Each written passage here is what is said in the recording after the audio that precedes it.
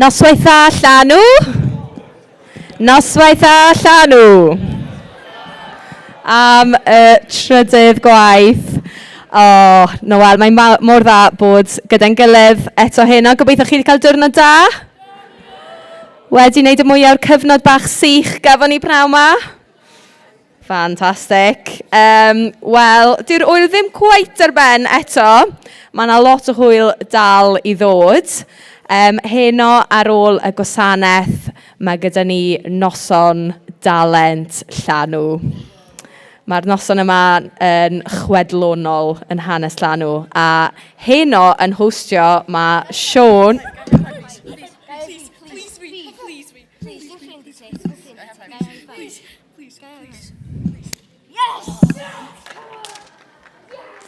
Ddim syniad beth oedd hwnna gyd amdano. Ond dwi'n nefyd rhoi high five i rhywun. So, Siôn a Cameron. Chi eisiau dod lan i ddweud yn sydyn am y noson? Rhowch clap iddyn nhw.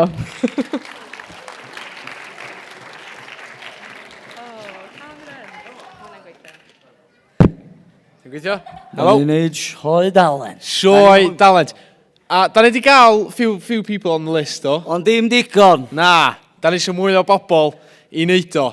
So... Da ni wedi newid sut da ni'n neud o. Da ni'n neud open floor. Open floor. So os da chi eisiau neud o ar... Wel, pan ma'n dechrau, ia. Just dos i'r Kevin. Os da chi eisiau music neu bath. Just dos i Kevin gofyn i Iwan. Reit sy'n Kevin, ti'n gweld Iwan yn fanna? He's got, wave for us, Iwan. Beautiful.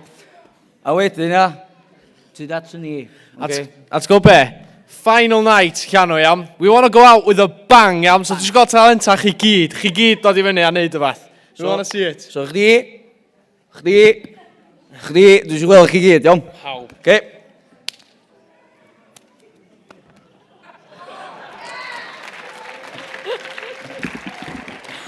Oh, this could go terribly wrong. Ond, ie, edrych mlaen at hynna nes ymlaen ac i weld eich talentau chi gyd. Nawr at yr cyhoeddiad sneb eisiau clywed, ond mae check-out bore fory yn anffodus. A da ni yn gofyn i chi fod allan o'ch llawftydd erbyn 9 y bore. A 9 y bore os yn bosib, bod chi wedi clirio'ch stafelloedd, a os oes gyda chi stafell sydd gyda goriad, oedd hwn yn newyddion i fi achos fi yn Cilborth, mae yna rai stafelloedd sydd gyda allwedd neu goriad, ewch â fe nôl i derbynfa gwersyll Llangrannog os gwelwch yn dda. Nawr, bore fory bydd yn oedfa ola ni, a oedden ni jyst eisiau rhoi'r cynnig, os oes rhywun yn teimlo bod Duw wedi bod yn siarad gyda nhw mewn rhyw ffordd arbennig, a os chi'n teimlo bod gyda chi gair i rannu, newch chi fynd i siarad gyda Anna Mari Hughes, sy'n arwain y gweinidogaeth gweddi, achos dyn ni yn awyddus i glywed wrthych chi be mae Duw wedi bod yn wneud yn ystod yr wyl. A falle bydd dim cyfle i bawb rannu, ond dyn ni rili eisiau clywed be mae Duw wedi bod yn wneud. So, mynwch gair gyda Anna Mari heno neu ben bore fory os gwelwch yn dda. Ac ar y nodyn yna, mae Anna Mari yn mynd i ddod fyny i sôn am benwythnos arbennig yn Ffrwd Byw yn Hwyrach Lenni. Hiya, so dwi'n rhan o canolfan Encil yn Sir Benfro o'r enw Ffrwd Byw, os ydych chi'n gwybod, a mae hefyd yn tŷ gweddi. Ac dyn ni wedi trefnu penwythnos yn mis Tachwedd flwyddyn yma. Fydd yn cael ei arwain trwy gyfrwng y Gymraeg, fi, fydd Stuart yna a Siamwyn Rhys. Ac basically, dyn ni jyst eisiau creu gofod, really, i chi fedru ddod. Fydd na weddi, wedi cael ei arwain, fydden ni cael falle bach o'r gair a goddoliad, a jyst cael amser o gymuned gyda'n gilydd. A mae yna flyers fama, maen nhw ar y bwrdd draw fanna. So dwi'n annog chi, os oes gennych chi unrhyw ddiddordeb, mae lot o bobl yn deud wrtho fi, dwi erioed wedi bod i Ffrwd Byw, byswn ni'n licio mynd, wel dyma'ch cyfle chi. Ac un peth arall i ddeud, weithiau mae'n bwysig, os dyn ni eisiau fel cymryd amser allan, i fynd yn ddyfnach gyda Duw ac i roi amser i Dduw, y peth gorau i wneud yw i bwcio fe o flaen llaw. Fi'n gwybod ni ddim really wneud hynna lot fel Cymru Cymraeg, dyn ni fwy munud ola. Ond gallai garantio chi, os ydych chi ddim yn wneud fyddwch chi'n meddwl erbyn i'r Hydref ddod, does dim amser gyda fi, i fynd ar ryw encil neu creu'r amser yna.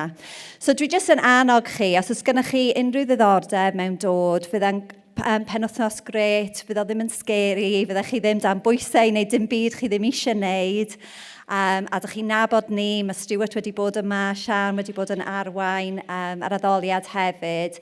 Felly dewch i ymuno gyda ni. Felly cymerwch un o'r flyers yma a gallwch chi jyst anfon e-bost i fi a wedyn fyddai'n anfon mwy o wybodaeth i chi. Diolch. Fab. Reit, dwi'n mynd i weddio cyn i'r band ddod ymlaen i arwain yn addoliad ni heno. O, Dduw Dad, i ti'n dduw mor hael. Wyt ti'n dduw mor drigarog. Ti'n dduw llawn cariad. A dyn ni'n jyst yn moli dy enw di heno. Dyn ni'n diolch i ti bod Iesu wedi codi o'r bedd. Dyn ni'n diolch bod bywyd newydd ar gael i ni drwy Iesu Grist. A bod hi'n noson ôl allan nhw, dyn ni yn gwybod bod gyda ti waith i'w wneud yn y blith ni o hyd. Felly, dyn ni eisiau codi dy enw di'n uchel heno. Dyn ni eisiau rhoi'r clod a'r mawl a'r parch a'r bri i gyd i ti ar glwydd. A dyn ni eisiau agor yn colonnau i dderbyn gan yr Ysbryd Glân. Tyrd Ysbryd Glân yw ein gweddi ni. Amen.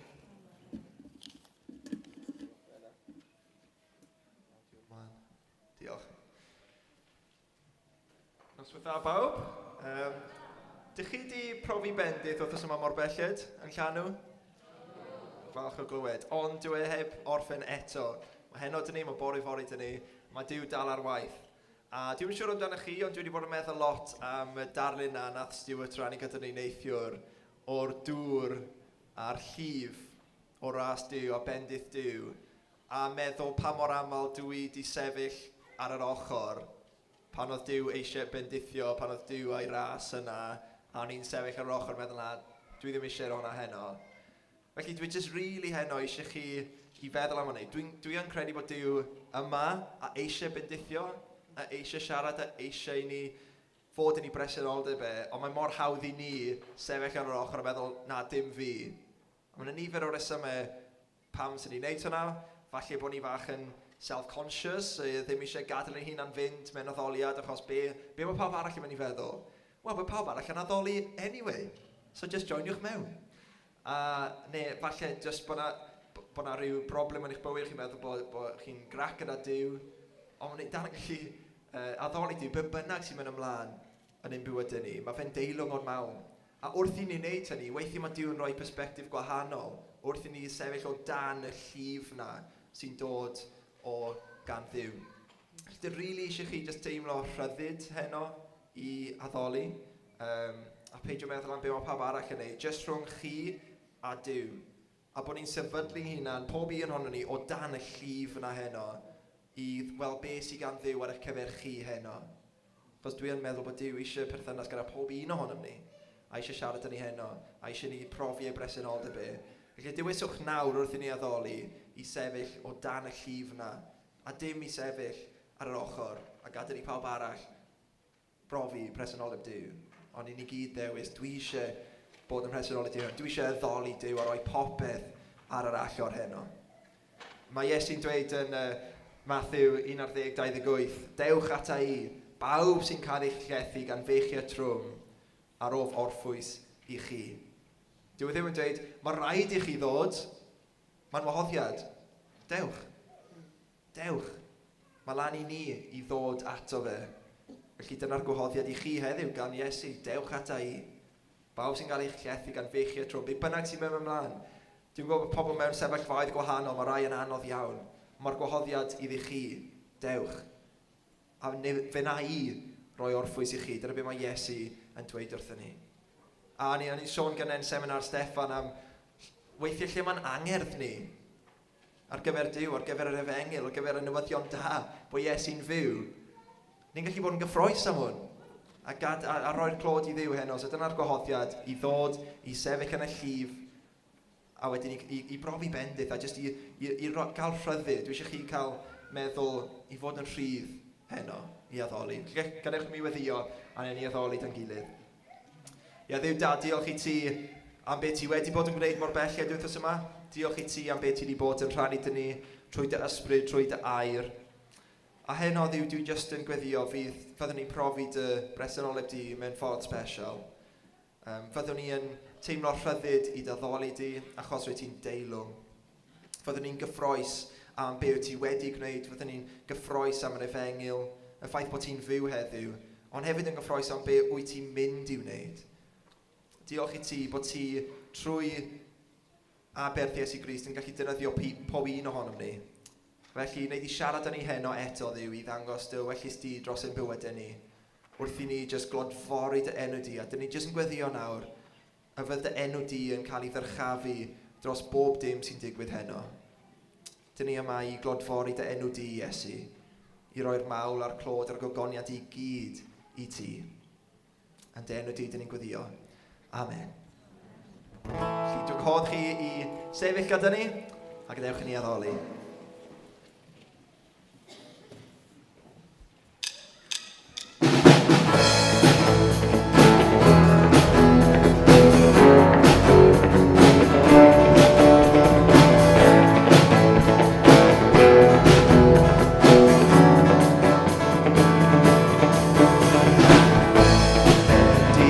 yn cynhyrchu ffrwyd,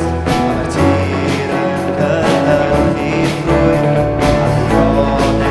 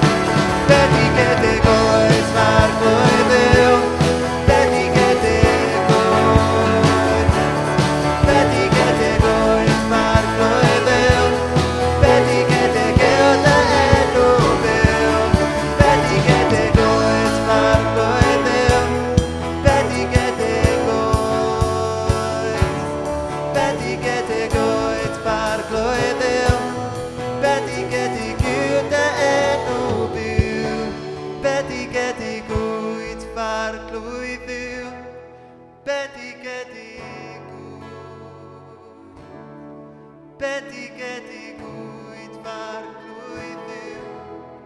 Bendigedig Gude enw byw.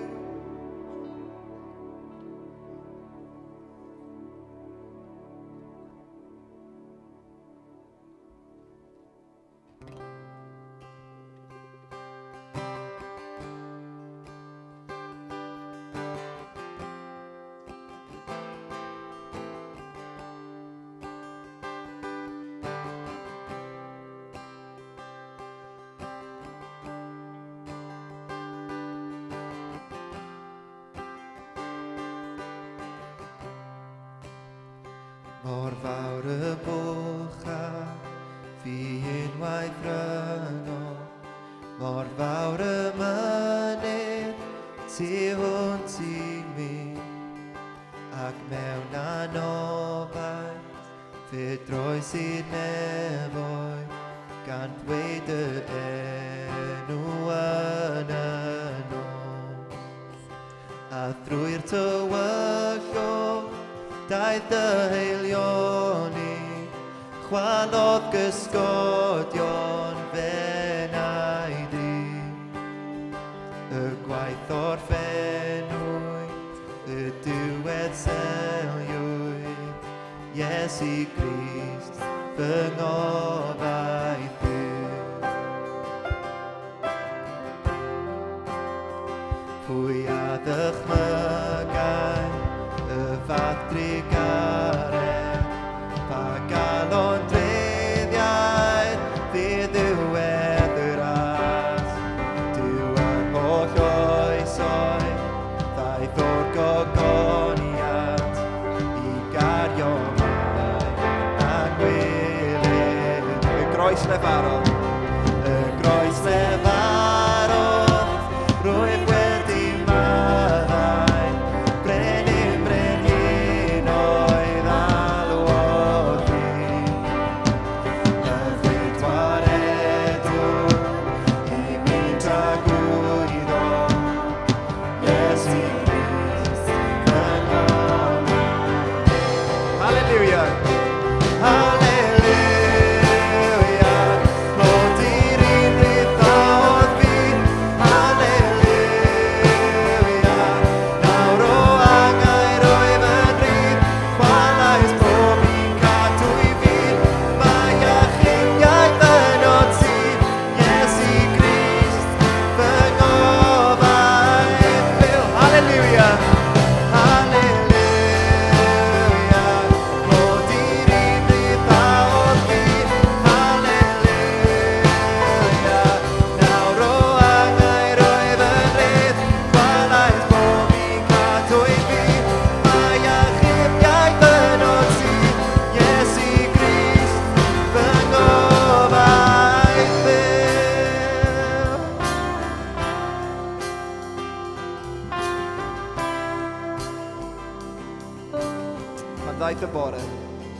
Pan ddaeth y bore, seliwyd a ddewyd, dy gorff i farw a ddaeth yn fyw. Ac o'r tawelwch, y llew ariod, does gan y byr ddim hawl arno. Pan ddaeth y bore, seliwyd a ddewyd, dy gorff i farw a ddaeth yn fyw. Ac o'r tawelwch, y llew ariod, does gan y byr ddim hawl arno Iesu dy fuddugoliaeth.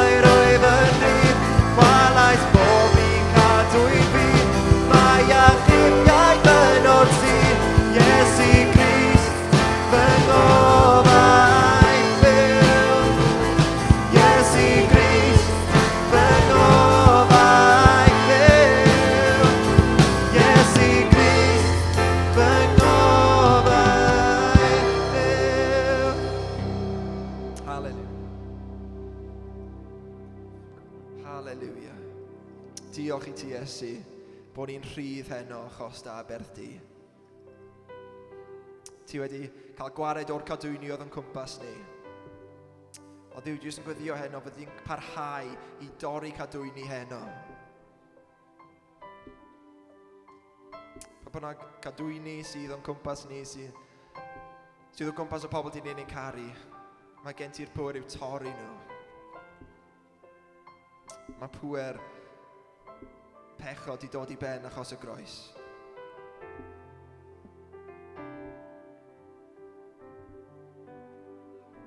Ti yw'r Duw sydd yn torri cadwyni.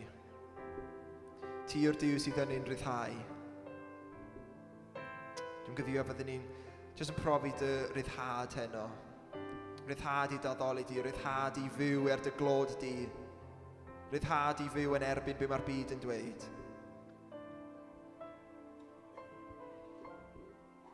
Ryddhad i fyw yn y gwirionedd.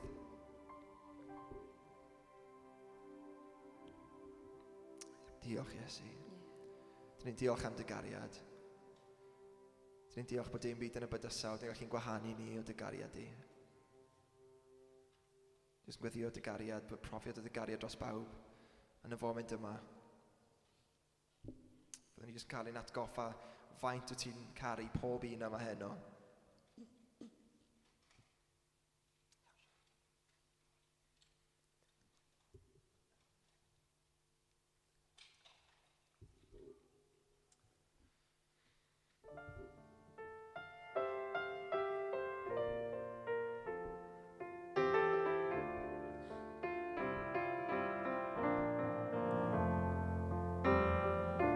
Does dim uchder, does dim dyfnder, ac ein gwahanu o dy gariad di.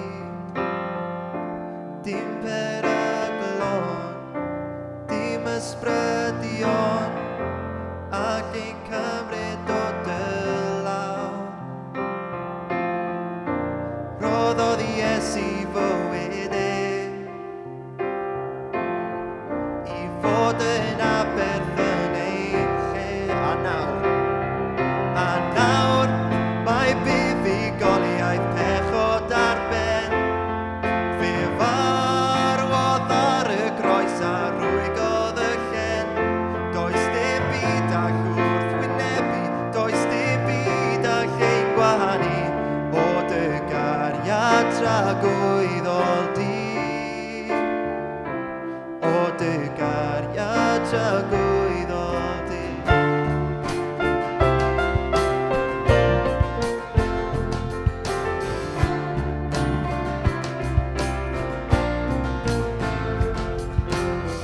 Does dim iselder, dim anhawster, ac ein gwahanu ni o'i gariad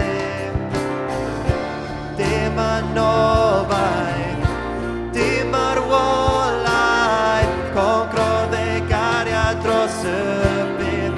A nawr mae Iesu'n fyw, a nawr mae Iesu Grist yn fyw. Does dim ac rwystro cariad Duw, a nawr mae buddugoliaeth pechod ar ben. Fe farwodd ar y groes a rwygodd y llen. Does dim byd ag wrth wynebu, does dim byd ag ein gwahanu o dy gariad tragwyddol di. O dy gariad tragwyddol di. Diolch am dy gariad di.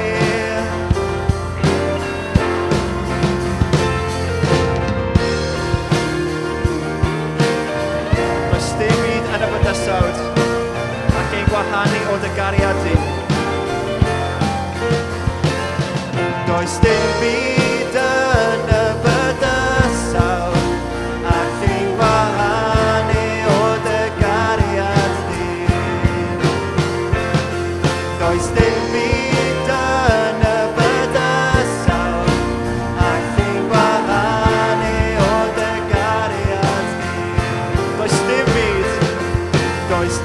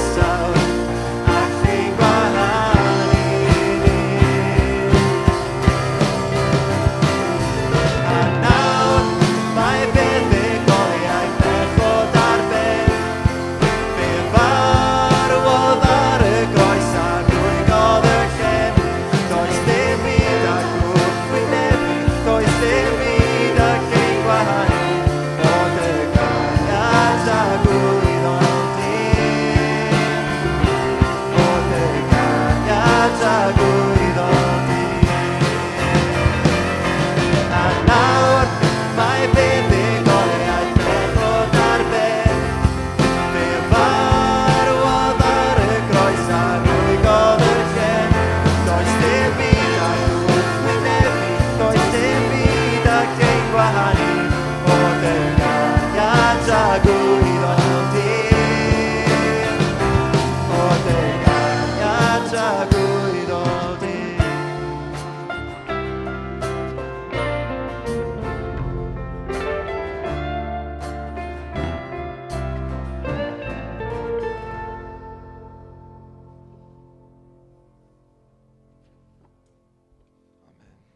Mi sgan i un can arall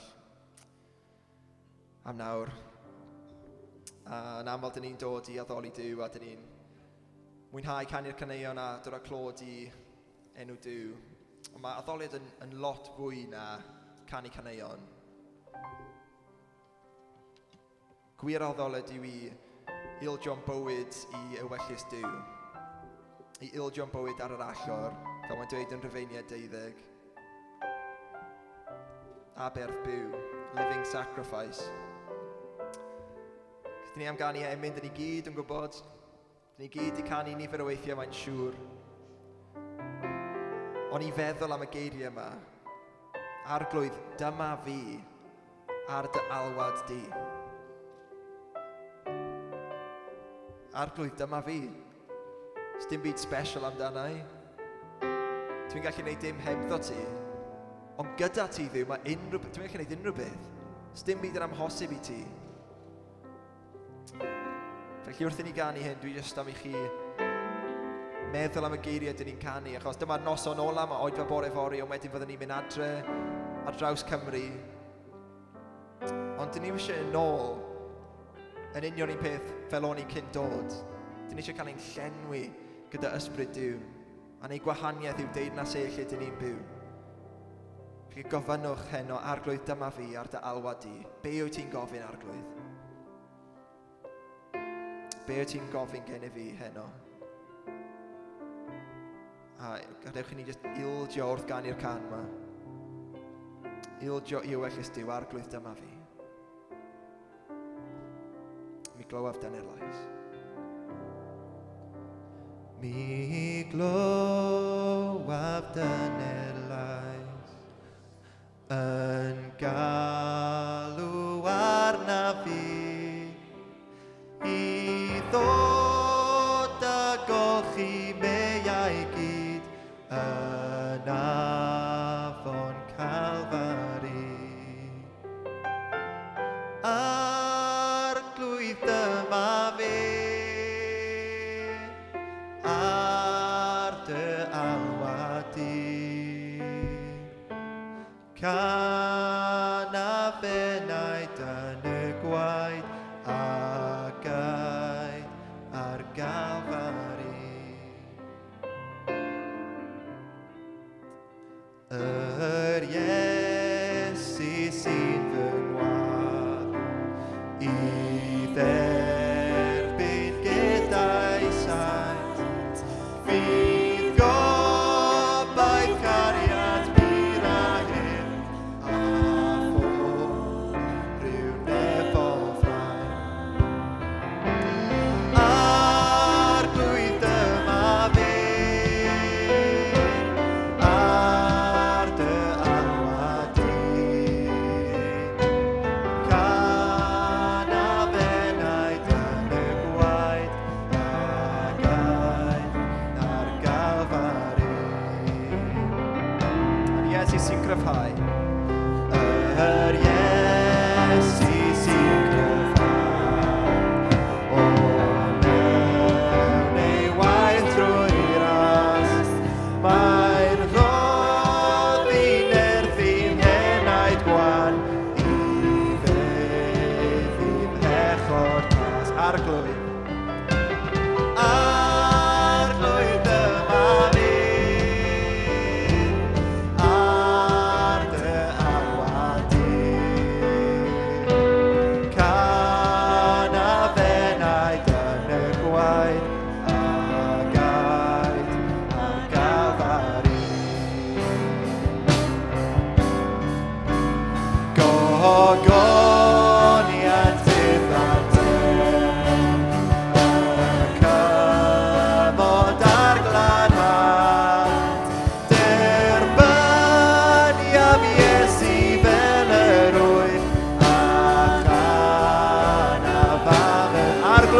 fi. Arglwydd dyma fi. Ar dy alwad di. Can a benaid yn y gwaith a gaid ar galfan. Arglwydd dyma fi. Arglwydd dyma fi. Ar dy alwad di. Can a benaid yn y gwaith a gaid ar galfari. Unwaith eto, arglwydd dyma fi. Arglwydd dyma fi. Ar dy alwad di. Can a benaid yn y gwaith a gaid ar galfari. Arglwydd dyma fi. Arglwydd dyma ni fel dy bobl, fel dy eglwys yng Nghymru. Yn gofyn i ti yn defnyddio ni. Yn gofyn i ti ein llenwi ni. Felly Dduw, gweddill hyn o fori, gweddill yr wythnos yma, neu di siarad â ni, neu di transffurfio ni. Fel bod ni'n gallu mynd ymlaen i transffurfio'n gwlad. Gofyniant Iesu Grist. Yn ei enw ef. Amen.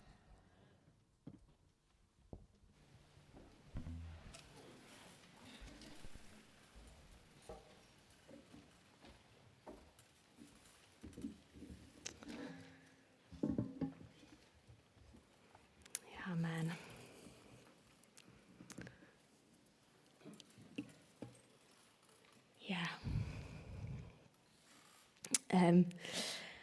Un o'r eich pwyntiau, wel, beth fi wedi teimlo wrthos yma, just teimlo sychad pobl am yr arglwydd yn eu bywydau. Just am y sychad na i'w nabod e'n well, i gweld i'w wynebau, gwreiddio'n ddyfnach yn ei gariad e. Ceisio'r arglwydd, ceisio wyneb yr arglwydd, dyna beth dyn ni eisiau gwneud yn Llanw. Mae yna seminarau ffantastig wedi bod dros y 2 diwrnod diwetha. Fi ys i mewn seminar hollol anhygoel heddiw am y Cristion yn y gweithle. Gyda Gwennan a Becky a Martin a Nerys. Oedd e jyst yn fraint i fod na i wrando ar y 4 ohonyn nhw. Mae pobl mor ddiddorol yn Llanw. Pobl mor ddiddorol yn Llanw yn gwneud pob math o bethau. 4 gyda swydd hollol wahanol. Ond y 4 nhw jyst yn rhannu profiad o bod yn oleini i Grist yn ei lle gwaith a dod â teyrnas Dduw mewn i'w gwaith a'i gyfiawnder a'i heddwch oedd e jyst yn, ffantastig. Dylen di recordio'r beth yma.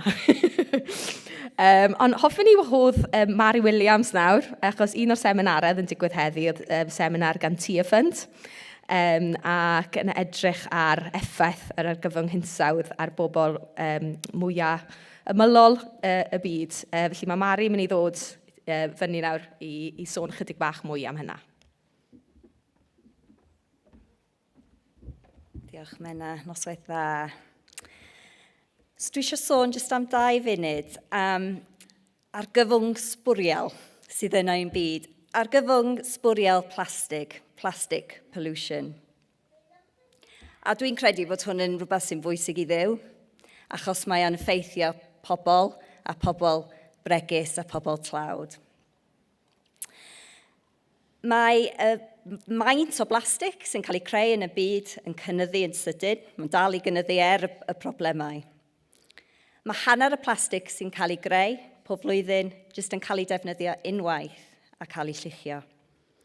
A mae llai na 14% o blastig yn cael ei ailgylchu.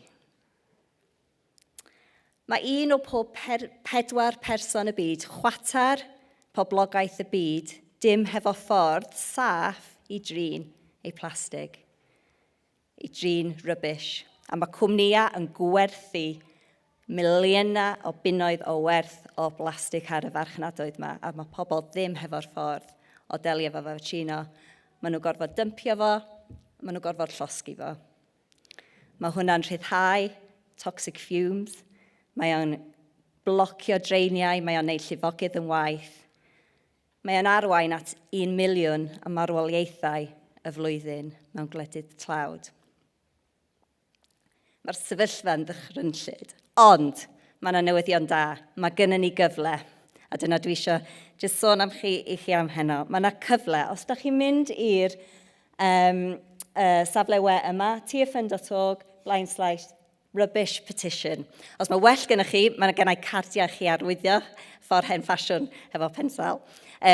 Croeso chi wneud hwn wan, tra dwi'n siarad, fydd o'n cymryd 30 eiliad i lenwi fewn os mae gennych chi Wi-Fi fama. Ond mae Llywodraethau'r byd wedi cytuno blwyddyn dwytha bod y problem plastig yn greisus sydd yn angen ymateb rhwngwladol enfawr. A so mae'r Llywodraethau'r byd yn wedi cytuno gwneud cynllun UN Treaty on Plastic Pollution.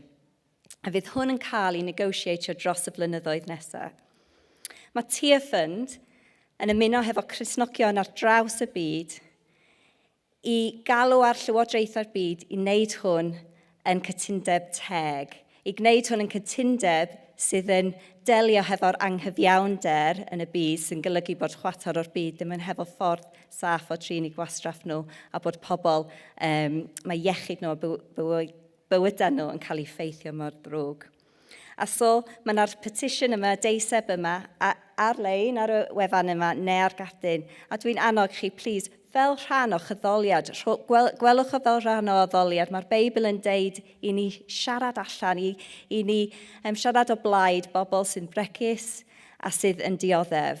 A mae plastig yn creu dioddefaint i bobl mewn cymunedau lle does na ddim reolaeth gwastraff. So mae hwn yn ffordd da ni'n gallu addoli yr arglwydd ydy trwy defnyddio yn lleisio ni o blaid pobl bregus. Ac ar y deiseb yna hefyd, mae yna pledge, sgennau ddim amser i fynd i fewn i hyn wan, ond mae plastig yn broblem yng Nghymru hefyd. Dim ond 33% o'r plastig da chi'n rhoi yn eich ailgylchu chi sy'n cael ei ailgylchu.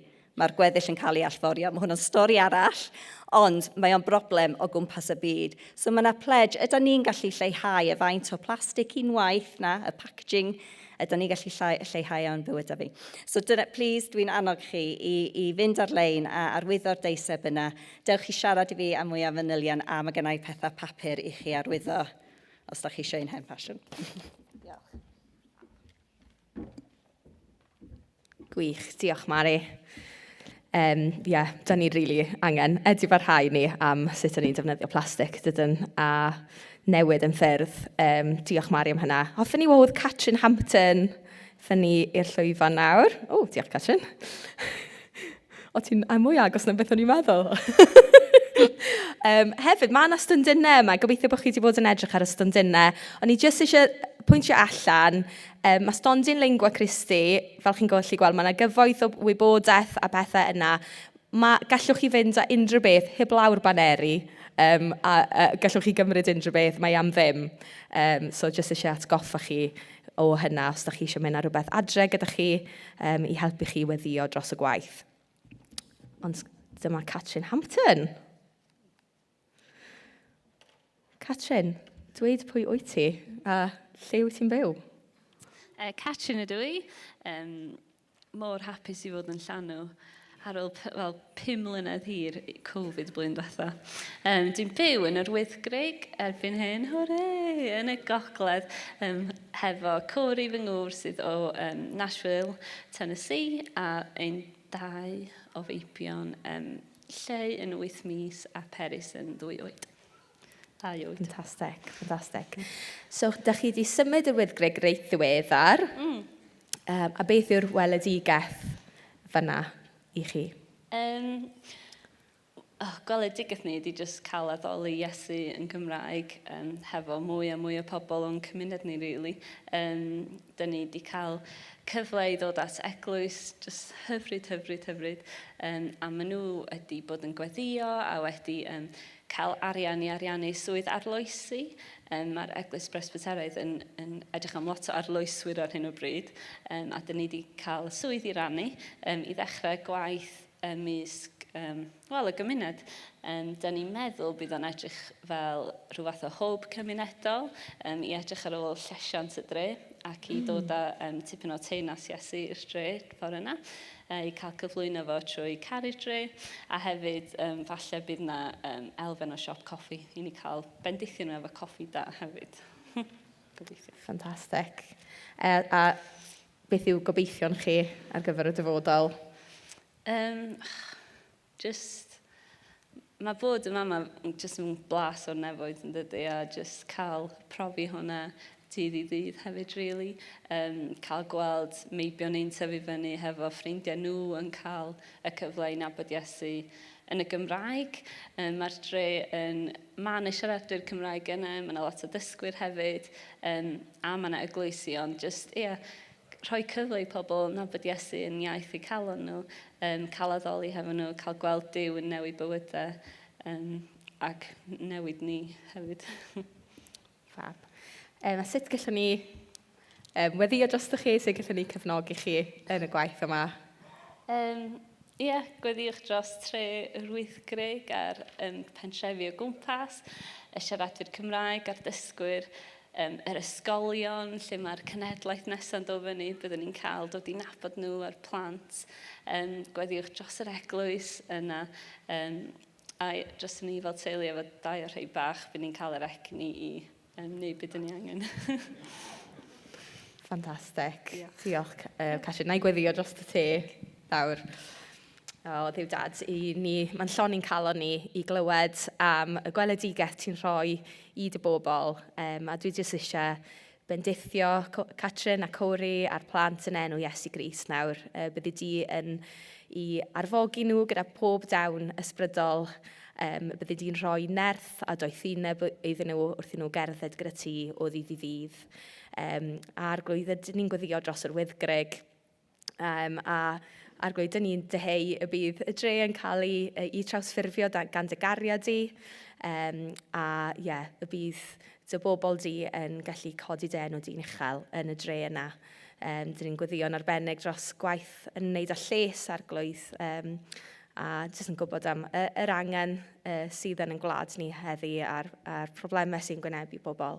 A'r glwydd ti dod i roi bywyd a hwnnw'n fywyd ar ei orau. Felly dyna yn gweddi ni dros bobl yr wyddgreg. Felly dyna ni jyst yn cyflwyno hyn i gyd i dy enw sanctaidd di. Amen. Diolch. A dyna ni nawr yn mynd i glywed stori arall. Stori Delyth Evans o Aberystwyth. Mae Meirion wedi bod yn brysur iawn yn paratoi'r fideo yma trwy'r wythnos.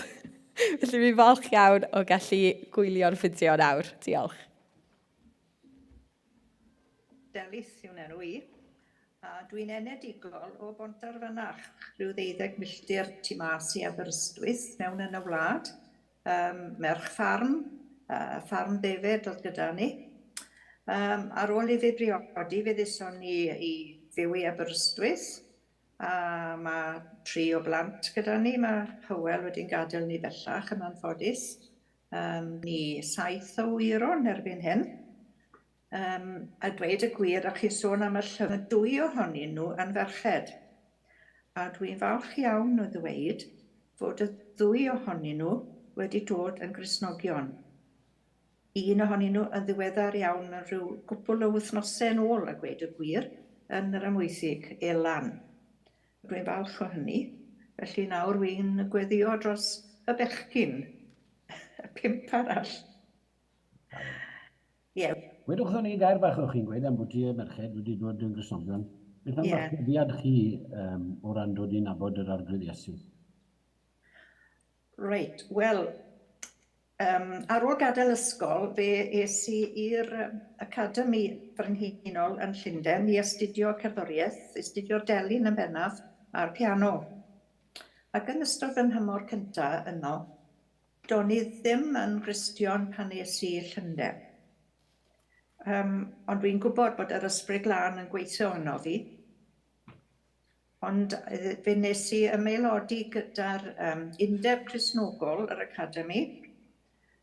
Ac un diwrnod, o'n i'n gwybod bod yn rhaid i fi wneud penderfyniad achos oedd hyn yn fy mhoeni erbyn hyn. Oedd fy'n cydwybod i cyflwr fy mywyd i, fy mhoeni i. Ac fe sy'n ôl ar amser cinio i'n stafell wely lle o'n i'n aros, a nes i wneud penderfyniad. Fe nes i weddio ar yr arglwydd. Os oedd Duw yn bod, a iddo fe ddatguddio'i hunan i fi. A fe godes i'n mhen lan ac yn cornel yr ystafell, fe weles i groes enfawr ar arglwydd Iesu ar y groes a'i freichiau ar led. A fe ddywedodd e wrtho fi, dyma beth ydw i wedi gwneud i ti, Delyth.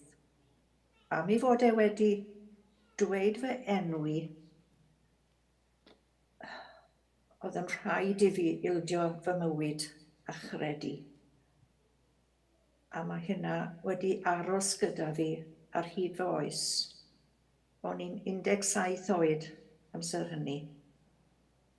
Ac mae'r datguddiad na neu'r weledigaeth yna wedi aros gyda fi. Eich tad hefyd fi o fe'n allweddol iawn fel Cristion wedi dod i gredu ei hunan. Cymryd cam go sownd yn cytuno gyda 3 o ddynon eraill i sefydlu Eglwys Efengylaidd Gymraeg yn Aberystwyth. Chi'n cofio rhywfaint o'r hanes bach yna? Sut oedd e'n gweld pethau a sut ddaru pethau weithio mas? Ie, rhaid i fi nod tymau bach mewn hanes i egluro. Oedd yn had wedi bod yn aelod yng Nghapel Mynach ynghyd â'i rieni, beth bynnag, ar hyd i oes mewn ffordd. Ac o'n un diwrnod fe ddath na weinidog newydd i'r ardal. Weinidog gyda'r Wesleyaid o'r enw Gordon MacDonald.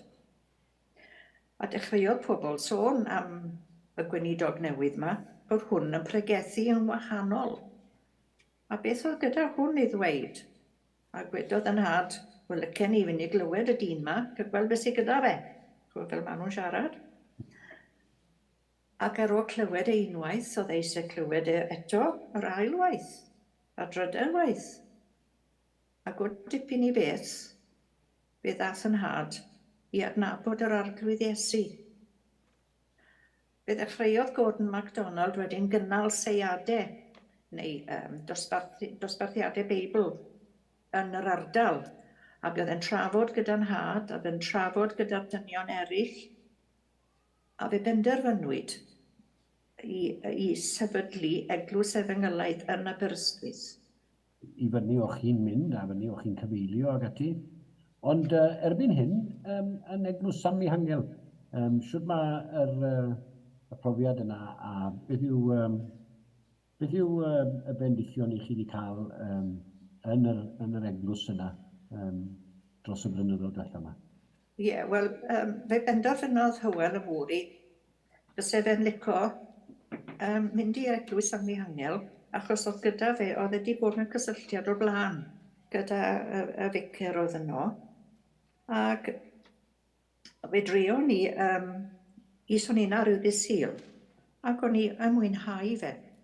A mi allai weid fan hyn, roedd Stewart Bell yn gweinidogaethu yno, ac o'n i'n wir yn cael bendith enfawr o brigaethau Stewart. A wy'n gwybod allai weid hyn i chi yn Llanw'r wythnos yma. Mae gyda chi wledd yn mynd i ddod o'ch blaen chi gyda Stewart a bendith.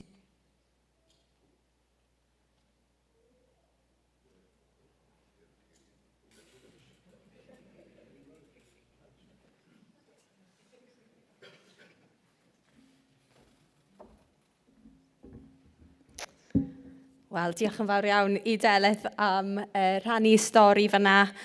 A o Delyth yn sôn am impact Stewart ar ei bywyd hi, a dyn ni jyst mor ddiolchgar i chi Stewart am eich gair i ni wrthos yma, am popeth ydych chi wedi dod i ni. Dwi'n gwybod bod chi wedi siarad mewn i galonau bobl a wedi bod gair Duw wedi cyrraedd calonnau bobl trwyddo chi. Gnewn ni cymeradwyo Stewart i ddangos yn gwerthfawrogiad am ei air wrthos yma. A mae wedi bod yn hyfryd bod gyda'n gilydd wrthos yma. Mae'r ymateb i Llanw wedi bod yn overwhelming a mae wedi bod mor wych cael bod gyda chi gyd. Mae wedi bod yn wych gweld gymaint o bobl ifanc, gymaint o teuluoedd, a dyn ni wedi cael amser hyfryd iawn gyda'n gilydd. So mae Deb Stammers yn mynd i ddod fyny i ddarllen i ni a gweddio dros Stewart cyn iddo fe ddod fyny.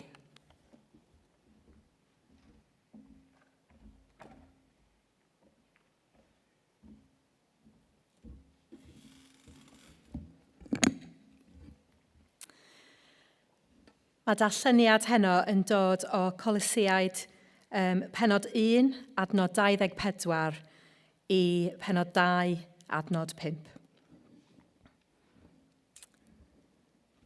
Dwi'n falch o gael dioddef drosoch chi.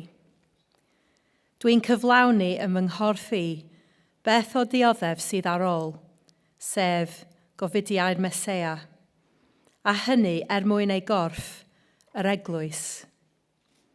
Dwi wedi dod yn was iddi am fod Duw wedi rhoi gwaith penodol i mi i gyhoeddi'r neges yn llawn ac yn effeithiol i chi sydd ddim yn Iddewon. Dyma'r cynllun dirgel gafodd ei gadw o'r golwg am oesoedd a chenedlaethau lawer, ond sydd bellach wedi ei ddangos i bobl Dduw. Mae Duw wedi dewis dangos fod y dirgelwch ffantastig yma ar gyfer pobl o bob cenedl. Y dirgelwch ydy bod y Meseia yn byw yno chi. A dyna'r hyder sydd gynnwch chi, y cewch chi ran yn y pethau gwych sydd i ddod. Dyn ni'n cyhoeddi'r neges amdano ac yn rybuddio a dysgu pawb mor ddoeth ag y gallwn ni. Dyn ni eisiau cyflwyno pawb i Dduw yn ddilynwyr eiddfed i'r Meseia. Dyna pam dwi'n gweithio mor galed gyda'r holl egni mae o'n ei roi i mi. Dwi eisiau i chi wybod mor galed dwi'n gweithio drosych chi a'r Cristnogion yn Laodicea a dros lawer o bobl eraill sydd ddim wedi'n nghyfarfod i.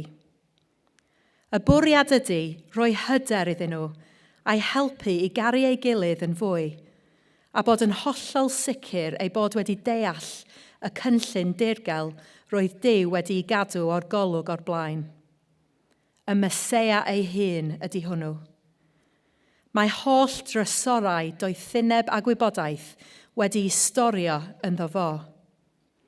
Dwi'n deud hyn wrthoch chi rhag i unrhyw un lwyddo i'ch tywyllo chi gyda rhyw dadleuon dwl sy'n swnio'n glyfar, ond sydd ddim yn wir. Fy mod i ddim gyda chi, dwi'n meddwl amdano chi drwy'r amser ac yn falch o weld mor ddisgybledig ydych chi'n byw ac mor gadarn ydych ffydd chi yn y Meseia. Amen.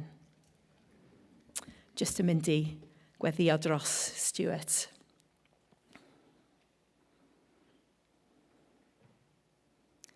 O arglwydd, dwi mor diolchgar am y fraint i fod yma yn Llanw ac i glywed Stewart a be mae o wedi cael ei ddeud wrthyn ni.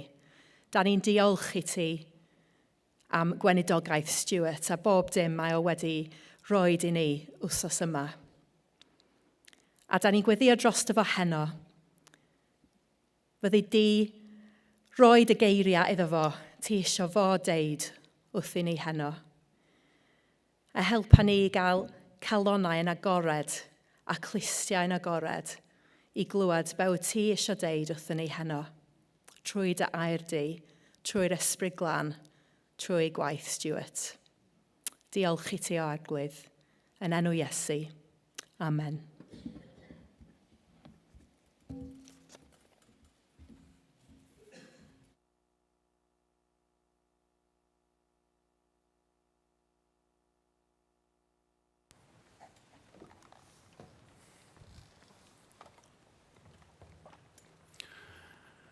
Wel, noswaith dda i chi bob un.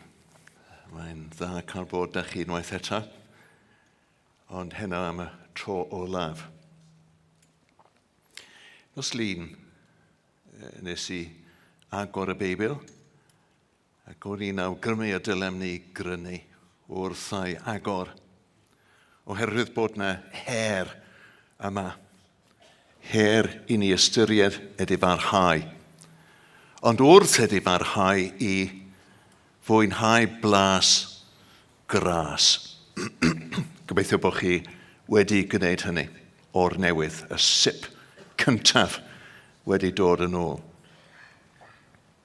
Neithiwr o'n i'n agor yr ysgrythurau gyda chi ac yn awgrymu y dylem ni lawenhau a cael blas ar ogoniant, y Crist sydd wedi dod i'n bywydau, y fath Crist sydd gennym yn ein llenwi. Blas ar ogoniant. Wel, nawr mae hynna ychydig yn galetach os gallai ddweud. Wi ddim wedi dod â dŵr da fi hynna, i chi wybod ymlaen llaw, ond falle byddwch chi yn dod â'ch dŵr eich hunan. Gawn ni weld.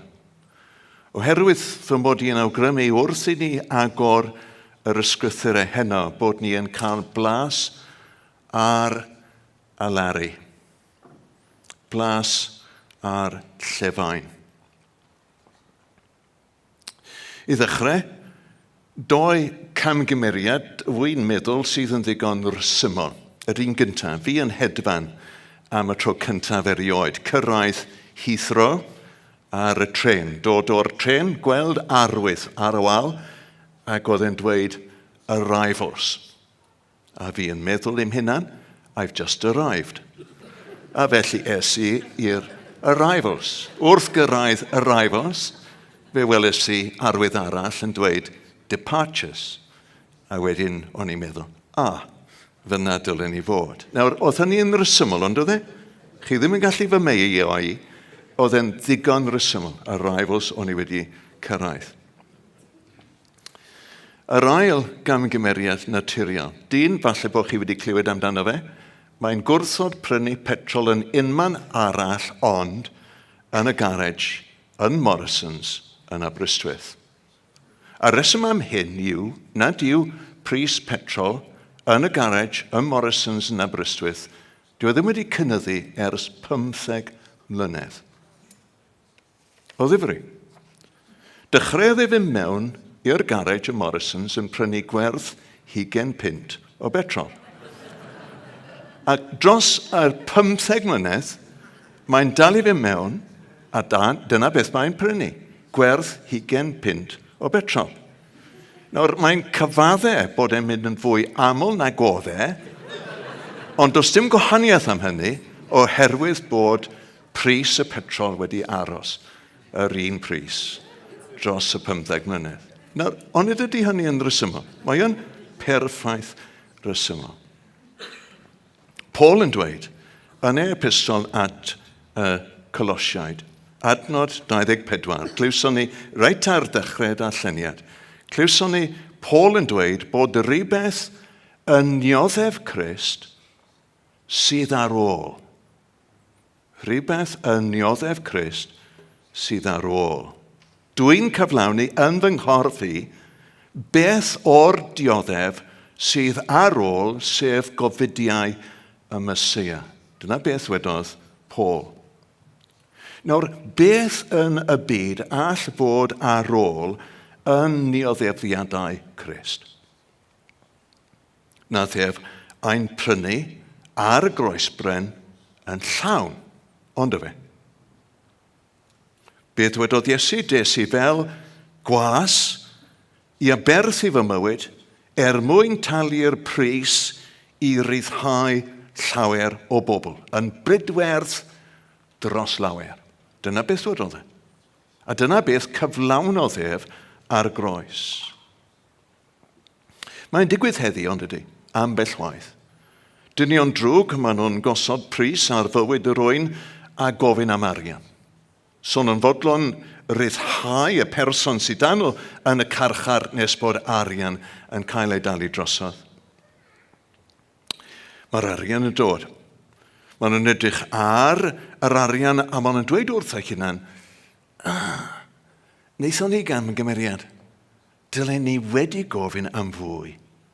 A felly maen nhw'n hala neges nôl at y bobl sydd wedi talu am y dyn yn y carchar ac yn dweud wrthyn nhw, mae i ni'n dwbli'r pris.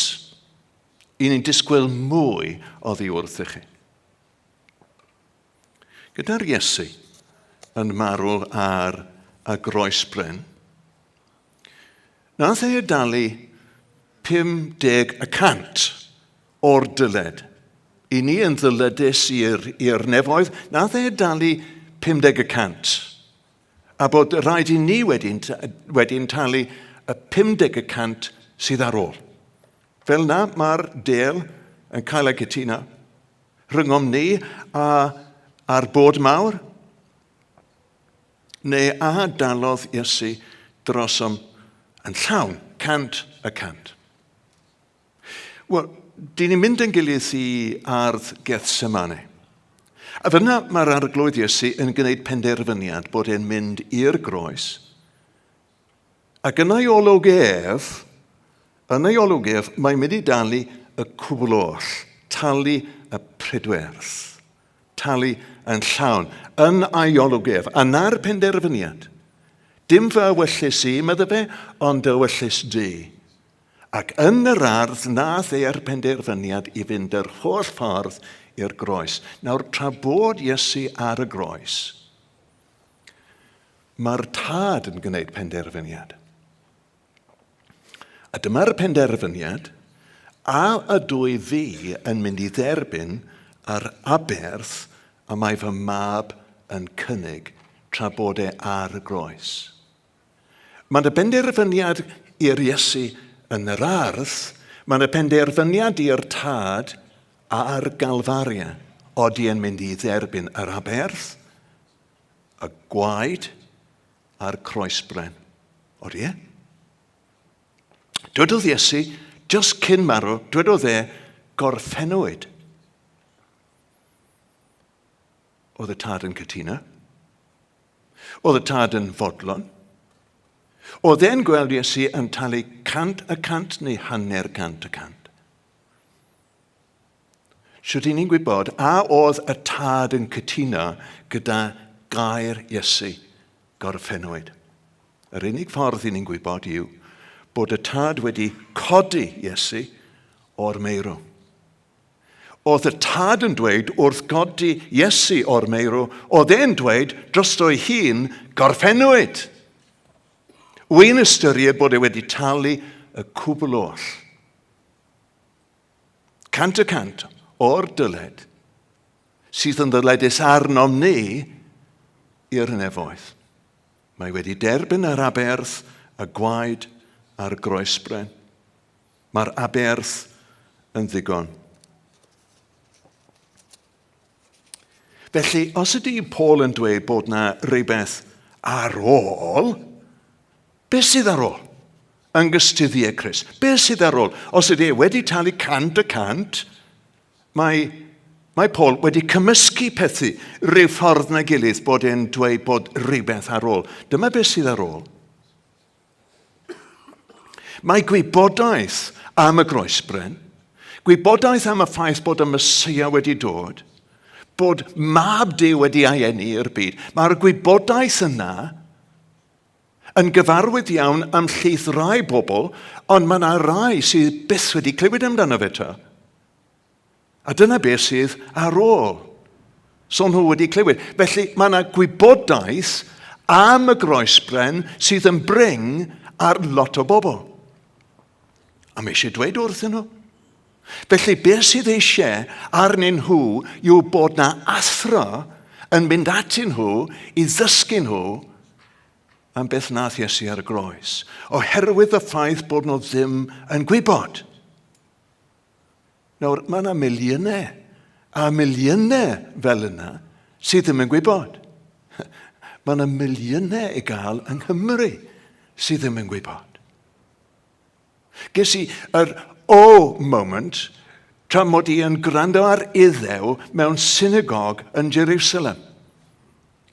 Oedd e wedi dangos yn llawn balchder am y gwaith hwnnw wedi wneud yn ail adeiladu'r synagog yma, ac tra bod e'n siarad am beth oedd yn wneud, dywedodd e fel hyn, this is what will happen when the Messiah comes. Wel, sefwch am eiliad fy nghyfaill, mae wedi dod. Ond oedd e ddim yn gwybod hynny, neu oedd e ddim yn credu bod yr Iesu yn Mesia. Oedd diffyg gwybodaeth ar y dyn. Oedd eisiau athro i fynd ato fe i roi y gwybodaeth iddo fe. Dyna beth sydd ar ôl yn gystuddiau Crist. Ond mae yna rhywbeth arall hefyd. Nid yn unig gwybodaeth, ond mae eisiau dealltwriaeth. Mae'n un peth i wybod y ffeithiau, mae'r plant yn dysgu hyn yn yr ysgol, ond nhw. Bob pas maen nhw'n dysgu am groeshoeliad Crist ac am ei atgyfodi. Ond son nhw'n gwybod dim am y resymau. Son nhw'n gwybod bod yr Iesu byw ar gael i fyw yn ei bywydau. Son nhw'n clywed hynny yn yr ysgol. Maen nhw'n cael y gwybodaeth, ond dyn nhw ddim yn cael y dealltwriaeth. A beth sydd eisiau wedyn yw nid athro, ond tystion. I fynd atyn nhw ac i esbonio beth sydd yn bosib. Y tystion sydd yn dweud, wel, nes i wahodd Iesu fy mywyd i, a dyna beth ddigwyddodd. Beth ath e? Nath e newid pob peth tu fewn. Felly mae'r athro, mae'n y gwaith da ge i wneud i fyny ar beth sydd yn ddiffygiol yn gystuddiau Crist. Nid bod Crist ddim wedi gorffen ei waith ar y groes, ond bod ni ddim yn gwybod amdano fe, felly mae eisiau athro ac wedyn mae eisiau test. Ond dyw hynny ddim yn ddigon chwaith. Mae eisiau rwy'n arall. Mae'r test yn dweud beth sydd wedi digwydd iddo fe, mae'r efengylwr yn gofyn, chi'n barod i mateb? Chi'n barod i entro mewn i'r bendithion sydd gan Crist i gynnig? Diwedd y stori yw ymrwymo eich hunan i'r arglwydd Iesu. Ac mae'r efengylwr yn gwasgu ychydig. Mae'r gwybodaeth da chi, mae'r dealltwriaeth da chi, i chi'n gwybod pam bod Iesu wedi marw. Nawr, y cwestiwn yw, chi'n fodlon i ddilyn e? Chi'n fodlon roi eich bywyd drosodd iddo fe? Chi'n fodlon ei wahodd ef i'ch bywyd? Gai fod yn efengylwr hynna? Chi wedi gwahodd Iesu? Dych chi yn adnabod e? Chi'n clywed bobl eraill yn siarad am hyn, oeddi yn bersonol i chi? Wy'n gwasgu, jyst ychydig. Ceisio bod yn efengylwr, wyneb yn wyneb, edrych eich llygaid a gweud, chi wedi ei wahodd? Dylech chi gloi y del heno cyn mynd o yma. Dyna beth yw gwaith efengylwr. Cymryd y cam nesaf. Gwybodaeth yr athro, dealltwriaeth y test, penderfyniad yr efengylwr. Ond i ni ddim wedi gorffen. Mae yna rhywbeth ar ôl o hyd. Mae Crist wedi marw, mae wedi cyflawni'r cwbl oll, a mae yna rhywbeth ar ôl o hyd. Diwedd y dechrau yw penderfynu i ddilyn Crist. Diwedd y dechrau. Mae cymaint mwy wedyn. A'r cymaint mwy yw bod ni yn dod yn eiddfed. A dyn ni ddim yn dod yn eiddfed dros nos. Mae'n cymryd amser, cymryd blynyddau. A mae Paul fan hyn yn dweud bod e'n anelu at greu eiddfedrwydd yn ei ddarllenwyr. Adnod 28. Rydym eisiau cyflwyno pawb i Dduw yn ddilynwyr eiddfed i'r Mesia. Dyna'r amcan sydd gyda ni. Chi'n gweld, o dim byd yn bod ar y groesbren, dim byd yn bod o gwbl ar beth nath Iesu 100% o'r dyled nath e dalu dros ymni. 100%. Ond, dyna beth sydd ar ôl. Gwaith ar ôl. Gwybodaeth, dealltwriaeth, penderfyniad eiddfedrwydd, athro, tist, efengalwr, bugail. Dyna beth sydd ar ôl. Beth sydd i wneud am beth sydd ar ôl. Mae Paul yn ddiddorol iawn. Ar ddiwedd benod 1 ac ar ddechrau yr ail benod, mae'n pwysleisio, mae'n dweud yr un peth dwy waith. A dyma beth mae'n dweud. Dwi'n gweithio mor galed, medda fe, gyda'r holl egni mae Duw yn rhoi i mi. Dwi eisiau i chi wybod mor galed dwi'n gweithio drosoch chi. Mae'r ail benod yn dechrau. Mae'n dweud, wy'n gweithio yn galed, ac wedyn mae'n dweud, wy'n gweithio yn galed. Mae fel pob gweinidog ac offeiriad. Ti'n ni gyd yn dweud yr un peth. I ni'n sicrhau yn aelodau bod ni'n gweithio yn galed o'r bore tan nos. Oedd Paul yn ymffrostio. Mae bach yn ddiddorol i glywed bod e'n gweithio mor galed â hynny. Yn ystyried bod e mewn cell, mewn carchar, yn Rhufain. Dyma fe yn dweud, wy'n gweithio'n galed, drosoch chi. Dwi ddim wedi symud modfedd. Ai celwydd noeth yw hyn? Neu os na rhywbeth arall yn digwydd yn ei fywyd tra bod e yn y carchar? Mae'n dweud bod e'n ymdrechu. Mae'n dweud bod e'n stryglan. Mae'n dweud bod e'n gweithio yn galed dros y Cristnogion yn Colosau. Beth sydd yn mynd ymlaen yn ei fywyd? Mae mewn carchar, mae chains i gael ar ei ddwylo falle ar ei draed, a mae'n gweud, wy'n gweithio yn galed. Beth sy'n mynd ymlaen? Clywch rhan o'i hanes ef. Bob tro wy'n darllen hyn, wy'n teimlo mod i ddim wedi dechrau i fod yn ddisgybl. 5 waith y cefais, ar law yr Iddewon, y 20 llach ond un. 5 gwaith. 12 llach ond un. Ar ben hynny, os nad oedd hynny yn ddigon, 2 gwaith fe'n curwyd a ffyn. Ac os nad ydy hynny yn ddigon, unwaith fe'n llabyddwyd. 2 gwaith bu mewn llongddrylliad, ac am ddiwrnod a noson bum yn y môr. Bum ar deithiau yn fynych, mewn peryglon gan afonydd, peryglon ar law lladron, peryglon ar law fy nghenedl fy hun, ac ar law y cenhedloedd, peryglon yn y dref, ac yn yr anialwch, ac ar y môr, a pheryglon ymhlith brodi'r gau, bu mewn llafur a llidded, yn fynych heb gwsg, mewn newyn a syched, yn fynych heb luniaeth, yn oer ac yn noeth, ar wahân i bob peth arall. Chi'n gwybod beth sydd yn dod nesaf? Mae wedi dioddau cymaint. Dyma'i hanesau.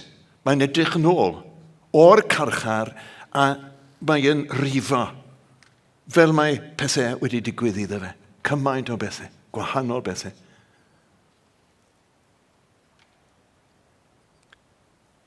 Ac ar y diwedd, mae'r pethau na yn y gorffennol. Beth sydd yn y presennol?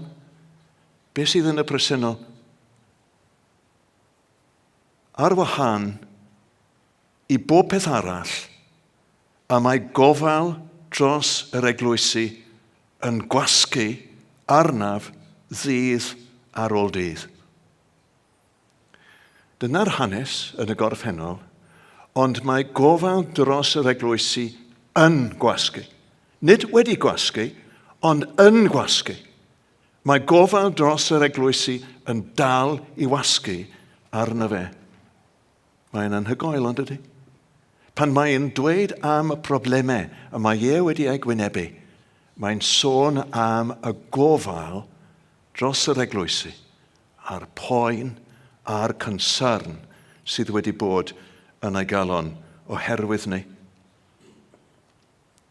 Os rhywbeth, yr oedd ei concern dros yr eglwysi yn wath o lawer na'r curo a'r llabuddiau a'r teithiau, oherwydd y ffaith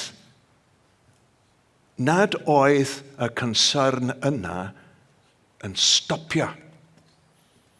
Oedd yn parhau trwy'r dydd, bob dydd, daeth y curo i ben. Do. Oedd yn gallu edrych nôl ar y profiad. Daeth y llabuddiau i ben. Do. Oedd yn gallu edrych nôl ar y profiad. Cyrhaeddodd lle yr oedd yn mynd iddo ar ddiwedd ei daith. Ond doedd dim diwedd ar ei concern dros yr eglwysi. A dyna beth sydd ganddo fe pan mae'n dweud wrth y Cristnogion yn Colosau bod yn stryglan ei fod mewn chains yn y cell, yn y carchar.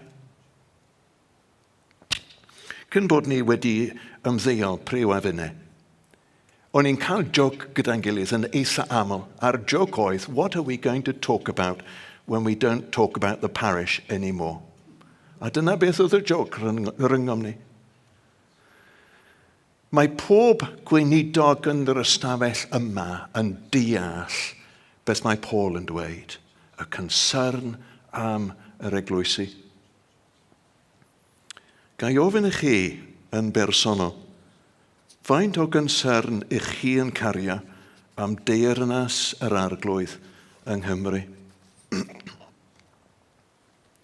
Faint o concern sydd gennych am waith yr arglwydd yng Nghymru? Ges i freuddwyd nos mis yn ôl.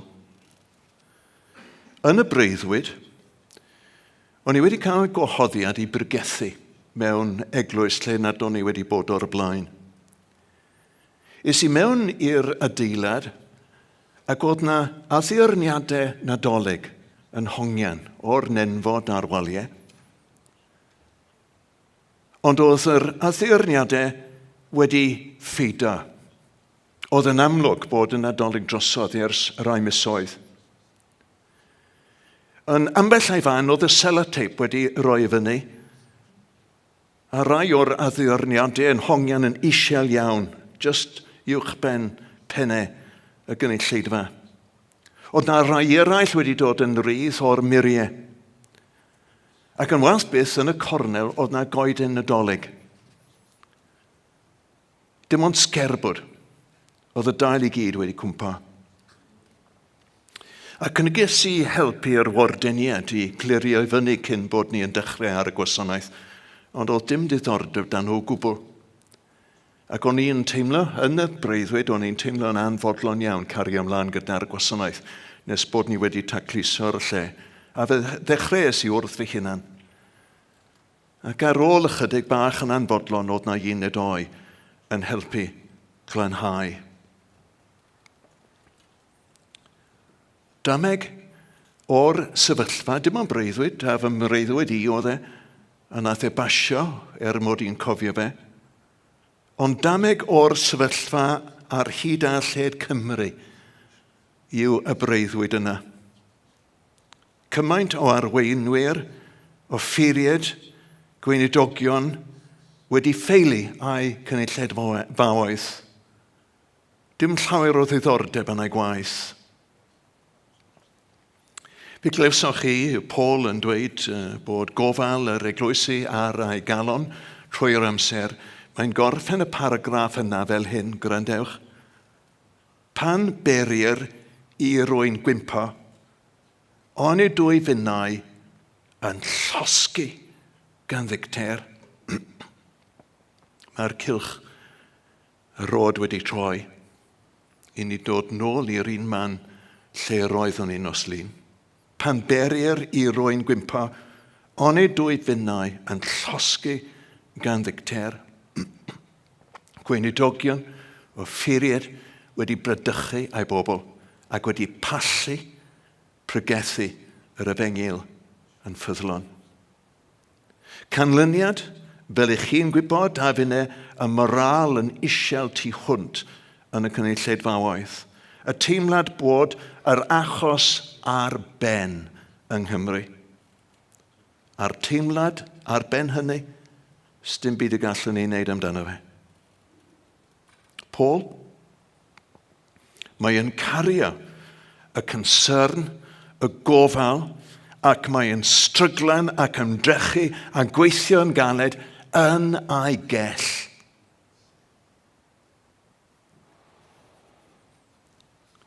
Be sydd ag e? Be sydd ag e yw dagre. Oedd yn hyfryd i glywed Hugh Tangraig yn sôn am John Trehan a'r dagre yn llifa wrth iddo brygethu. Byr anaml eich chi'n gweld y fath beth. Byr anaml. Wy wedi dod ar draws un neu ddau sydd mewn dagre dros Gymru yn ei gweddiau ac mae'n hyfryd i weld, hyfryd i glywed bob tro. Hyfryd i glywed dagre yn boddi'r llais ambell waith. Y dagre yn tagu y gweddiau. I chi'n gwybod cystal a fi, a mewn ffordd dylwn ni ddim ddweud hyn, yn enwedig y Sais sydd wedi dod i Gymru i fyw. Ond wy'n mynd i ddweud y ta beth. Mae'n bosib i chi, Cymru Cymraeg, ennill annibyniaeth i'r genedl. Mae'n bosib. Mae'n bosib i chi, Cymru Cymraeg, i chi fagu miliwn o bobl yn siarad Cymraeg unwaith eto. Mae'n bosib. Mae'n bosib i chi gael diwylliant Cymreig o fôn i fynwy. Mae'n bosib. Ond, pa elw a gaif dyn os ennill yr holl fyd a phorfedi a'i fywyd? Mi allwch gael y pethau hyn, mi allwch weithio drostyn nhw yn frwd ac yn galed, ond beth ych chi wedi ennill ar ddiwedd y dydd. Wy'n edrych arnoch chi heno, a y bobl sydd o'n blaen ni, chi yw enaid y genedl. Chi, Cymru Cymreig, ych chi yn enaid i'r genedl. Fel mae pethau yn digwydd i chi, ych chi yn adlu dros y genedl. Fel ych chi'n cysylltu ar arglwydd, ych chi'n cysylltu dros y genedl. Fan hyn, y mae enaid y genedl. Nid yn unig yr enaid, ond y cydwybod hefyd. Allan ohonoch chi, daw y moesoldeb sydd eisiau ar y genedl i ni'n byw ynddi hi. Ych chi yn enaid, ych chi yn gydwybod, ych chi yn gof i'r genedl hefyd. Ych chi yn cofio nôl. Ych chi yw y cysylltiad rhwng heddiw a'r gorffennol, rhwng heddiw a'r etifeddiaeth ysbrydol sydd yn y wlad yma. Ac ar ben hynny, chi yw gobaith y genedl. Dyma'r cwestiwn. Lle mae'r dagre? Chi'n barod amdanynt? Chi'n barod am yr aber sydd eisiau i ennill y genedl yn ôl? Chi'n gweld, dyna beth sydd ar ôl yn gystuddiau y Mesoea. Mae wedi marw, mae wedi wneud y cwbl o all, ond beth sydd eisiau yw bod chi a finne yn ennill y genedl yn ôl. Yn ei bregaeth ffarwel wrth arweinwyr Ephesus dwedodd Paul fel hyn, byddwch wyliadwrus, meddwl fe, gan gofio na pheidiais i na nos na dydd dros 2 blynedd a rhybuddio pob un ohonoch a dagre. Siwr bod e'n rhywbeth emosiynol dros ben i fod yn cwmni Paul. O ddim cywilydd arno fe i fod mewn dagre yn ei bregethu ac yn ei cynghori ac yn ei delio gydag unigolion. Yn ei ail lythyr at y Corinthiaid. Mae'n dweud am y llythyr cyntaf nath e ysgrifennu atynt. A dwedodd e ysgrifennais atoch o ganol gorthrymder mawr a gofid caron ac mewn dagrau lawer. Nid eich tristau chi, ond mwyn i chi wybod mor helaeth yw y cariad sydd gennyf tuag atoch. Oedd y dagre yn llifo. Dagre, dagre, dagre. Tebyg i'w feistr. Iesu yn sefyll, i chi'n gwybod cystal â fi, Iesu yn sefyll ar fynydd yr olewydd, yn edrych lawr dros y ddinas, Jerusalem, o, Jerusalem, Jerusalem. A'r dagre yn llifo, o, Gymru. A'r dagre yn llifo, o, Gymru. Y dagre yn llifo. Meddyliwch am yr etifeddiaeth ysbrydol. Meddyliwch beth sydd wedi digwydd i chi. Mor aml dymunais gasglu dy blant ynghyd fel y mae iar yn casglu a'i chywion dan ei adenydd, ond gwrthod a wneithoch. Oedd emosiynau gan Iesu, fel sydd gan y tad. Mae yna pregethwyr yn defnyddio stori Awgustin yn eitha aml. Wi wedi sôn amdano fe cymaint dros y blynydde am fy mregethu.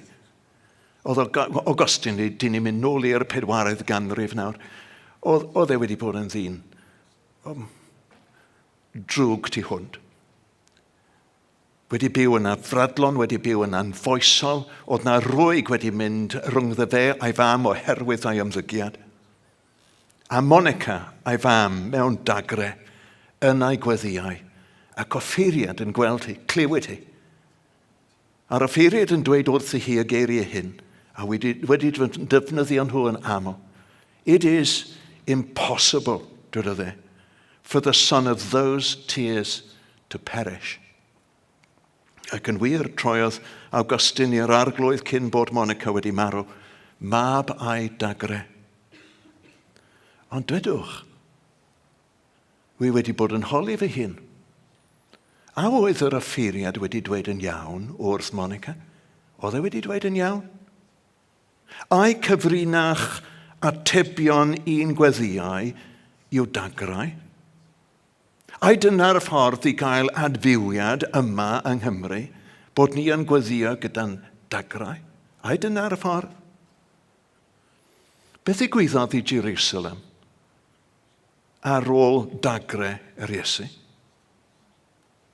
Beth ddigwyddodd? Ychydig yn llai na 10 mlynedd nes ymlaen, gas Jerusalem a'i distrywio yn llwyr ar ôl rhyfel Creulon. Nath miloedd a miloedd a miloedd marw ar strydoedd y ddinas. A gas rhai eraill a'i cario i ffwrdd yn geithweision i Rufain. Odi dagrau yn ateb? Cyfrinach, gweddiau, llwyddiannus yw dagrau?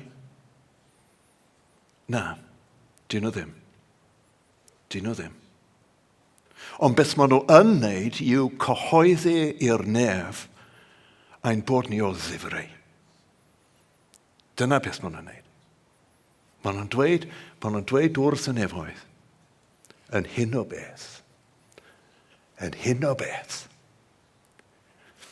i ni o ddifrau.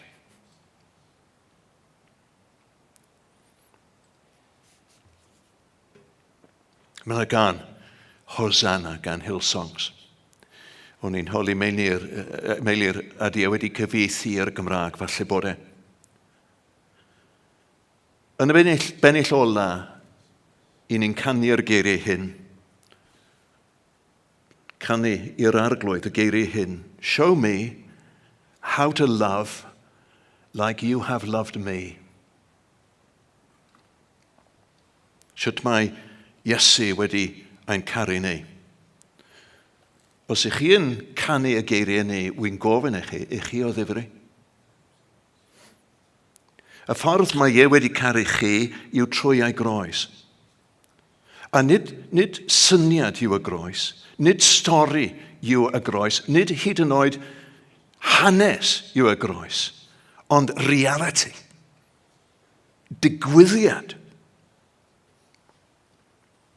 Chi'n fodlon mynd i'r groes dros Gymru? Chi'n fodlon marw eich hunan dros Gymru. Chi'n fodlon rhoi eich einioes i lawr dros Gymru. Dietrich Bonhoeffer dwedodd e, when Jesus calls a man, he bids him come and die. Chi'n fodlon ar hynny dros Gymru. Mwyn cyflawni beth sydd ar ôl yn nioddefiadau Crist. Fe ddath y dydd o'n i yn sefyll yn ficer i Llangeler ar bwys Llandysul. O'n i wedi cael galwad ffôn clwyfus, un arall. A dwedes i mas wrth yr arglwydd, I don't mind dying, I just don't want it to hurt so much. Beth ych chi yn fodlon roi heibio dros Gymru?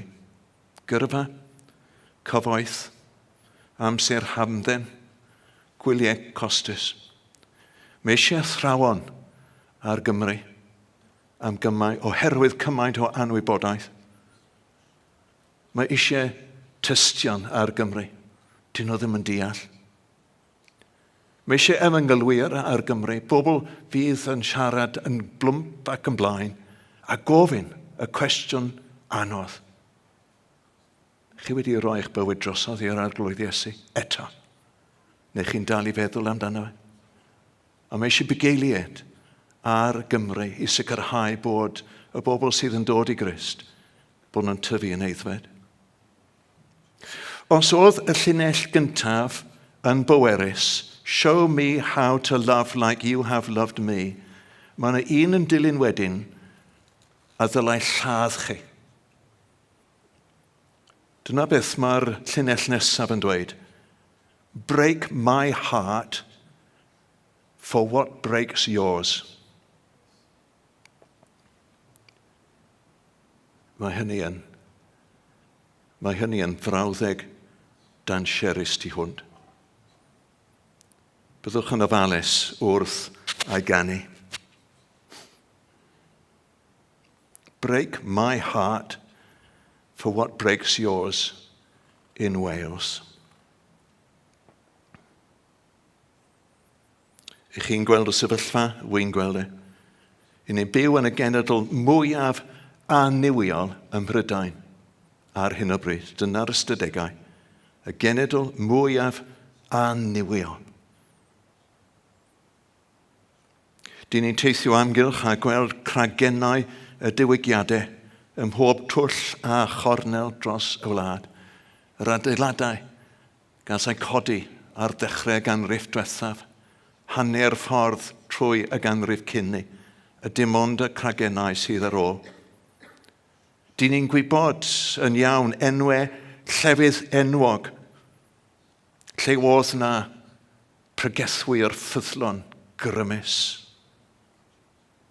A beth sydd ar ôl? Y fynwent a'r claddfa. Y seintiau wedi eu claddu yn y fan ar y lle, a dim un yn byw ar ôl. I ni teithio amgylch a gweld y cynulleidfaoedd sydd ar ôl yn nywynu, oherwydd pringder pregethwyr ffyddlon. Erbyn hyn rwy'n henwr. A felly mae'n bosib mod i yn gorddweud e. Ond gai i ofyn i chi, ai dyma'r cyfle ola i Gymru? Dyn ni'n byw yn y cyfnod ola lle mae pethau Cristnogol, ysbrydol yn y cwestiwn. Mae'n rhaid i chi ystyried ac ateb dros eich hunan. Roedd Paul yn stryglan dros y Cristnogion yn Colosau heb symud o'i gell. Gweithio'n galed, bod y chains yn ei gadw fe ynghlwm i'r carchar, ond oedd e'n cario anghenion ysbrydol y cynulleidfaoedd yr oedd ef yn gyfarwydd arnyn nhw, oedd yn ei cario yn ei galon, yn ei weddiau oedd e'n brwydro drostynt. Nath e gadw cysylltiad, nath e anfon negeseuon, nath e anfon llythyron o gymorth a chyngor. Ac oedd e'n neud hynny yn ei ddagre.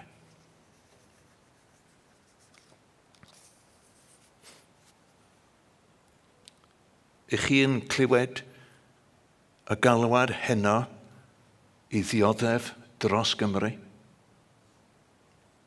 Os ych chi yn, beth ych chi'n mynd i wneud amdano fe? Gweddion.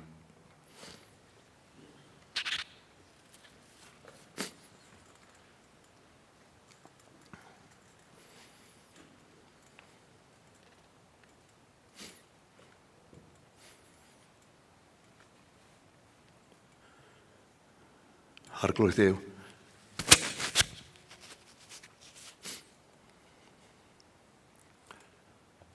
Dyn ni'n disgwyl dy lais yn sibrwd, yn y clust,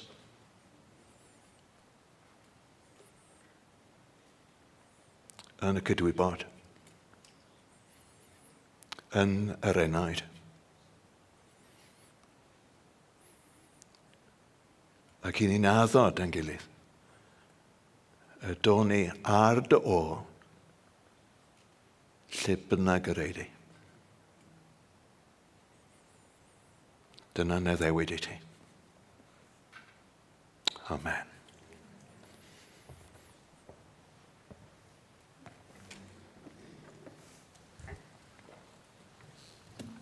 Dwi'n bod rhaid ni ymateb i neges fel yna. Dwi'n ddim yn rhywbeth ni jyst yn gallu anghofio amdano fe. Dwi'n jyst eisiau rhoi munud i ymateb yn ein calonau ni. Mae'r gair yn dweud yn Iago penod 1, dim jyst i glywed y gair, ond i wneud be mae'r gair yn dweud, i ymateb i'r gair. Felly, jyst cyn i ni ganu, neu wrth i ni ganu, jyst eisiau ymofyn i chi i feddwl am yr unigolion sydd ar eich calon chi. Dych chi'n gweddio drostyn nhw am iachawdwriaeth, y pentrefi, y trefi, y dinasoedd, yr ardaloedd o Gymru, dych chi eisiau gweld yn cael ei transffurfio gan bŵer Duw. A just gweddio'n dawel drostyn nhw nawr. Just am funud.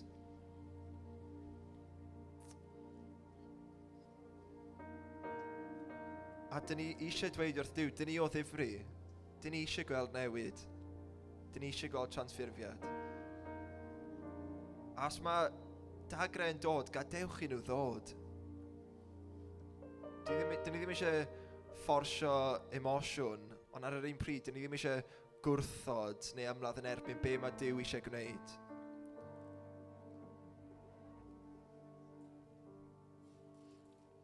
Felly, dyn ni just eisiau gweddio dros o bobl yma, dyn ni'n ei caru, a dyn ni eisiau gweld i ddod i nabod Iesu.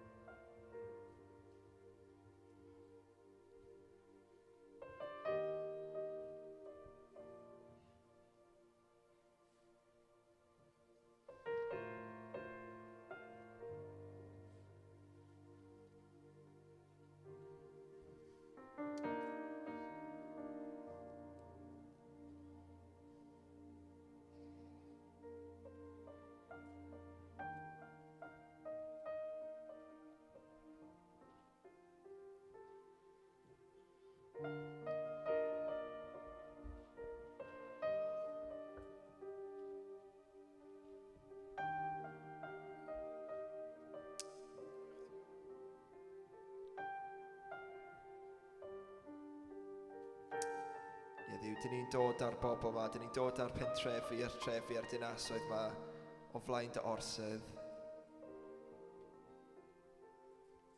A dyn ni jyst yn gofyn i ti i symud.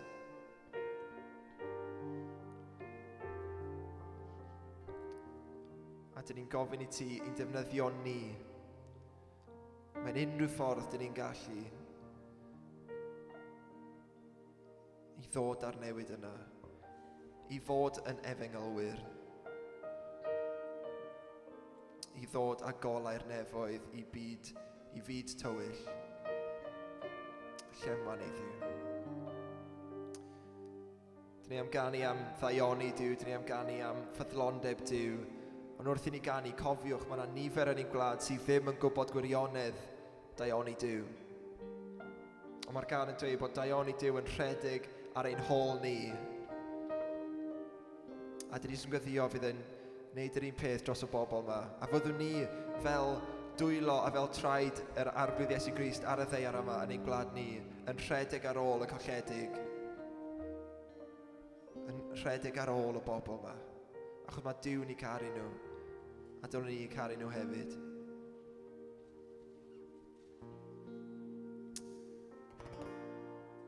Felly gadewch i ni ganu.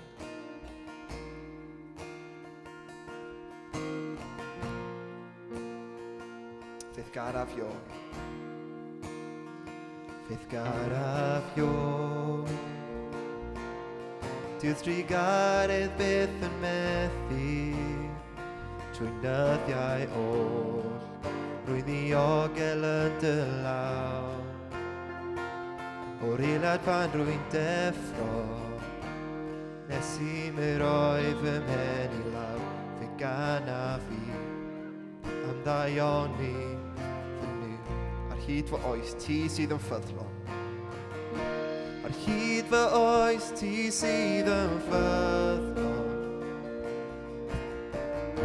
Ar hyd fy oes fe fi os dy mor dda.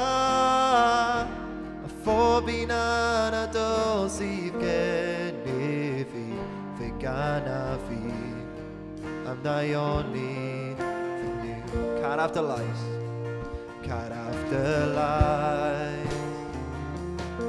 Rwy'n wedi farwau drwy y fflamau ar dywyll nos. Rwy'n ty nesaf ata fi, wedi thnafod i fel tad, a thnafod i fel ffrind. Rwy'n wedi byw yn daioni fy niw. Ar hyd fy oes ti sydd yn ffyddlon. Ar hyd fy oes fe fi os dy mor dda. A phob un anadl sydd gennyf fi, fe gana fi am ddaioni fy niw. Ar hyd fy oes ti sydd yn ffyddlon. Ar hyd fy oes ti sydd yn ffyddlon. Ar hyd fy oes fe fi os dy mor dda. A phob un anadl sydd gennyf fi, fe gana fi am ddaioni. Mathaioni. Mathaioni yn redeg nawr, yn redeg ar fy ôl. Mathaioni yn redeg nawr, yn redeg ar fy ôl. Roes fy mywyd lawr, rwy fy nildio nawr, rindoi popeth i ti. Mathaioni yn redeg nawr, yn redeg ar fy ôl. Mathaioni. Mathaioni yn redeg nawr, yn redeg ar fy ôl. Mathaioni yn redeg nawr, yn redeg ar fy ôl.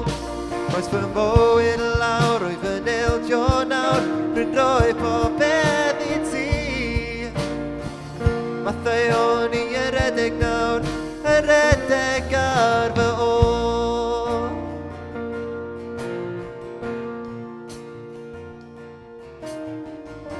Ar hyd fy oes ti sydd yn ffyddlon. Ar hyd fy oes fe fi os dy mor dda. A phob un anadl sydd gennyf fi, fe gana fi am ddaioni fy niw. unwaith eto, ar hyd fy oes. Ar hyd fy oes, ti sydd yn ffyddno. Ar hyd fy oes, fe fi os dy mor dda. A phob un anadl sydd gennyf fi, fe gana fi, am ddaioni fy niw.